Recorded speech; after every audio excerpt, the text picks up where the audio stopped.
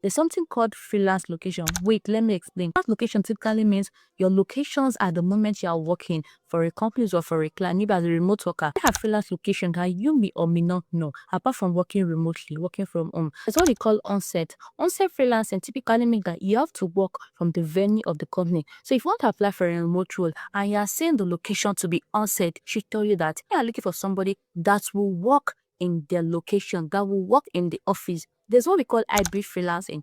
Hybrid freelancing typically means that you have to work from your place of work and you can also work from your home. If you want to apply for a remote role and you say your company right hybrid, that should let you know that you'll be working from home and you also be working from the place of the company. There's what we call as contract. Contract means there'll be an agreement between you and the company, between you and the client for a short period of time. And there's what we call as full-time freelancing. Full-time freelancing is you working with a company or working with a client for a full time, and that also gives advantage for longevity with working with a client or a company. There's what we also know as flexible hours.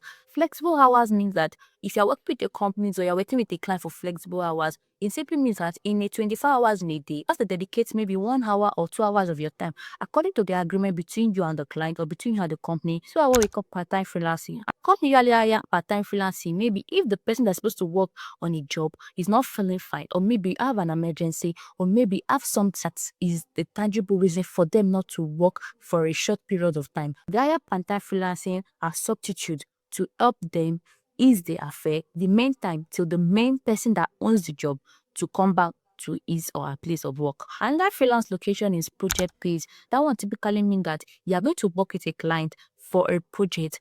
Maybe after completing the project, you have the client agreement has been cancelled after getting paid. So freelance location go on and go on like that.